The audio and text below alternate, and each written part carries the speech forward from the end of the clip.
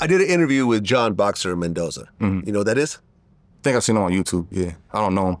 Yeah, I mean, he was a norteño, and at one point, while he was in jail awaiting a case, his wife at the time, who was dying, was like, yo, listen, you just need to cooperate, get out of jail. Like, I need your help out here and so forth. He's like, okay, baby, listen, I'll just relax. I'll do whatever it takes. Don't worry about it. The cops recorded that audio because, you're on a jail phone, everything's recorded, and they sent it to all the other gang members. Mm-hmm. And then suddenly he's labeled a snitch. Yeah. And he was kicked out of the gang and so forth. The way he explained it was he wasn't really going to cooperate. He didn't cooperate against anybody. He was just trying to calm down his wife who was going through it. But with that, everything came crumbling down around him. Mm-hmm. When you look at a situation like that, what do you think? I don't know his situation, his story. I don't know if it's credible. I don't know. There's always two sides of the story, right? But I'm sure if he's in that lifestyle deep, and that's what he's involved in, and if his associates hear that, I can see why. That's the last thing they want to hear, right?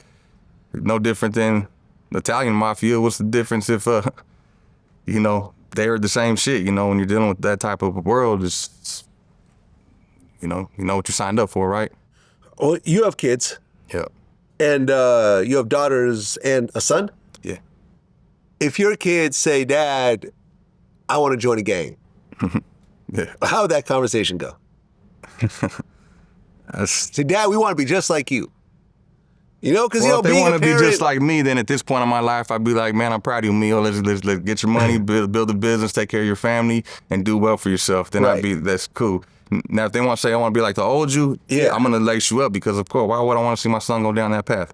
You know what I mean? I even said that in the song, man. I did with my brother D Cisneros. Shout out my brother D, man, out in Sacramento. I said that in a verse. I said, I'd be a failure if I let my kids live the gang life. That'd be a failure on my end. I work my ass off to get my kids away from that shit. You know what I mean? So my personal opinion, wouldn't want my kids following those footsteps or involving themselves in that life. I want my kids to be successful. But being a parent,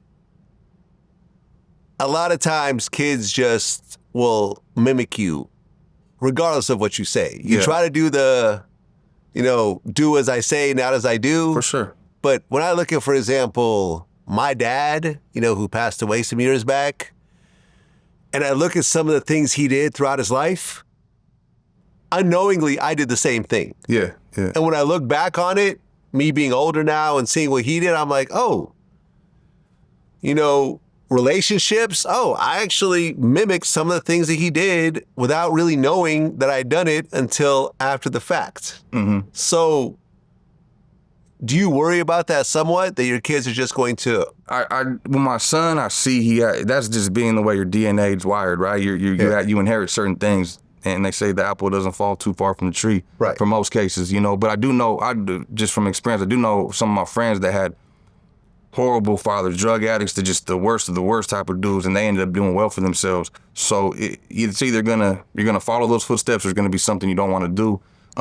With me, I've inherited certain things from my pops, man. My pops was a very respected dude in his world, man, in the union and stuff like that, and talked about high regard, and he conducted himself right. So I think I inherited good traits like that. Now with my kid, the things I did have, I had a bad temper growing up. I was very, I want the world. I want the world, Chico. I wanted everything at the palm of my hand, and that's why I would do certain things to get it. I see my sons like that, because I do see those traits. Now I have to hopefully redirect those into something positive, hopefully like sports or something. It's cool to be aggressive if you're on the football field, you don't want to do that shit on the block. But I don't got my kids in the hood, man. I don't raise them out there, It's also the environment, that you're in. If I have my kids, if I'm raising my kids in the same neighborhood I grew up in, then I'm pretty sure they're gonna end up like that. You know what I'm saying? I mean, Mexican rappers have always been kind of an interesting group, because you've had superstar Latino rappers that were Mexican. Baby Bash, stuff like that, yeah.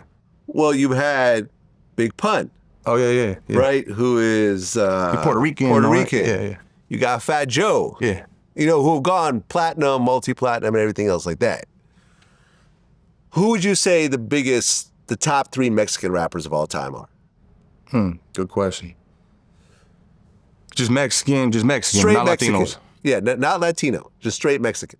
Damn, you're gonna hit me tough with this one. I will say Bash, because Bash has, I would say success-wise. Are you going off talent here or success? What? I think success, but you know, Baby Bash did have, you know, songs like Sugar that were platinum songs. So yeah, you could say that. I don't know no other Mexican that had songs with Akon and T-Pain and that was on barbershop movies and stuff like Baby that. Bash. Yeah, so him, damn, that's successful. You're just going back to how many rappers have really blown up. You're gonna be real Mexican? I think he's mixed. I think he's Mexican and something else. Berner's Mexican, doing very well for himself, very successful. There you go. Brother of mine too, shout out Berner, man. Splash City coming soon, I'm in that movie too. Damn, now it's just gonna be a battle between all my homeboy rappers and me being biased, man. Can I throw out a few for you? Yeah, go ahead, bro. There's OGZ. OGZ is doing well for himself. And mind you, I don't follow his career, but I definitely know he does numbers, so I gotta give him his hats off for that. Yeah. And then there is that Mexican OT. See, I'm drawing a blank. Mexican OT is doing huge. I'll say him because I seen him sitting in front of Joe Rogan. I'm like, bro, that's big. You sitting in that chair with Joe Rogan, you doing something right, man. And was just an entertaining interview. He did his thing, so I'll give it to him too, man.